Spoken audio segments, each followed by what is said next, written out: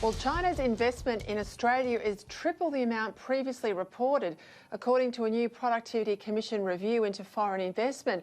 The report says while China is recorded as having $40 billion in direct foreign investment in Australia, the number is likely 3 times higher when the ultimate owner of the companies investing is taken into account. Joining me now, Senator Matt Canavan from Rockhampton. Well, Matt Canavan, this is effectively saying that there's a whole lot of phantom companies operating in Australia. They're set up in places like the Cayman Islands, the British Virgin Islands, Ireland, Switzerland, etc., investing in Australia to obscure the origins of a lot of this foreign investment, particularly the investment from China. How concerned are you by the report today? Well, look, Peter, it is concerning. It's not a new phenomenon, and just to assure people, our Foreign Investment Review Board should capture these investments. It would be illegal not to reveal the beneficial ownership for the purposes of the Foreign Acquisitions Act. But our reporting of the investment that occurs doesn't always pick up these investments. So those are the stats that are produced, the official stats produced by the Australian Bureau of Statistics, doesn't always capture these types of investments. And we do, I think, need to do more to be transparent about this. It's something of great concern to me and to the Australian people. We've seen the government strengthen our foreign investment review guidelines and laws over the last few years, including just a couple of weeks ago. But we need to have proper data to be able to measure this, because if you don't measure something, you can't control it. Yeah, one of the problems, though, you know and I know, and I know this particularly when the coalition was elected back in 2013 and promised regime change, that there would be transparency, that there would be for the first time a proper register, that it would pick up various amounts purchased in assets like farming and businesses, for example, property as well. The discrepancy is between the intention of the federal government and the record keeping and the inputs into the register by the state governments. It's the same issue Peter Dutton has when he wants to bring in a federal child sex offenders register and the states don't put the criminals in. If they don't put the purchases of property in either, it doesn't work. Isn't the issue here that the states have got to do better and they've got to be followed up on implementation?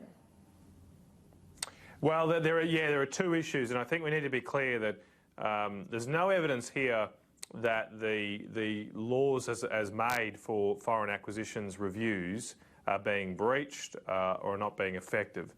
There's a separate question about are those laws right and proper, and should they be strengthened? So, for example, on the real estate issue you raised is a right and proper one. If you buy real estate or primary production land below the threshold of $15 million, you don't have to seek approval. And the only way we know that at the Commonwealth level that such investments might be occurring below that threshold is through the integrity of the titles offices that are managed by the states, as you say. Now, we have tried to, over the last few years, increase the visibility of this data. We have lowered those thresholds for review. We've fixed up loopholes like the one that allowed the Darwin port to be leased by the Northern Territory government without federal approval. But there is more to do here. There is no doubt about that, and this Productivity Commission report highlights that. And look, we know that 10% of our water too is foreign owned. The highest owner of that water in terms of the foreign owned component is China. Again, when are we going to put farmers first? Well, there's currently an investigation into that very issue that was launched by Minister Littleproud last year to look at not just the foreign ownership, but also, I think, just as concerning is the speculation in water assets, and that might not come from a foreign owner. It can be from domestic owners too, because that kind of activity, financial speculation in water assets, can be very disruptive to farming. The market's important though too. It's important that farms have access to a market to be able to sell and trade their water. That increases their asset values, the security of their property, allows them to borrow more money from the bank if they need to expand.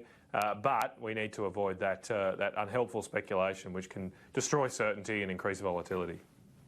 I want to ask you about the opposition leader's speech to the press club today. Anthony Albanese says he wants bipartisanship on climate policy, but when asked about the issue of carryover credits, he had this to say. I want to ask you whether Labor is still committed to not using the Kyoto carryover credits in order to meet the Paris targets. And if that's the case, do you concede that Australia would then have to double emission reduction efforts over the next decade to achieve that? To the first question, yes. It's a rort. If it looks like a rort and sounds like a rort, it is. And that's why the rest of the world is saying no to carryover of... I mean, there's some irony, I've got to say, in a government that completely, one, opposed even ratifying Kyoto and then was opposed to what Labor put in place, saying we want to use those credits of when we had an energy policy in this country in order to make up for the fact that we don't. And what I'm putting forward today is a proposal in which we can have an energy policy in this country. We don't have one at the moment. What do you make of the speech, Matt Canavan? Well, Anthony said a lot today, Peter, but I think there was only really one thing I heard, and that was that Anthony Albanese said there would be no carbon tax under a government he led. So we'll wait and see how that plays out. Anthony just admitted basically today the Labor Party has had it wrong on energy policy for the past decade because they've taken a carbon price to the election for the last decade and failed. And he can't be trusted either, because the reason they did backflip and put in a carbon tax under Julia Gillard was because of pressure from the Greens. After the election, they had to sign an agreement with the Greens. We all remember it, with a little waddle in their top lapel and all beaming smiles. And they're still beholden to the Greens. There is no pathway that the Labor Party can form government in this country without the support of the Greens. So until the Greens drop a carbon tax from their policies, the Labor Party can't be believed. Now, on the carryover credits, Anthony Albanese is basically doing the bidding of other countries here. The other countries that are opposed to Australia using carryover credits are doing so because they themselves don't have any carryover credits. They don't have any carryover credits because they're not meeting their Kyoto targets. So countries like Canada and New Zealand are currently not meeting their own targets. And that means, of course, they're in carryover deficit. And because they don't have any credits, they can't move them over, and they want Australia to be in the same boat as they are, even though they haven't done their job. Punishing us for doing the right thing when all the way along they've said one thing but done something completely different.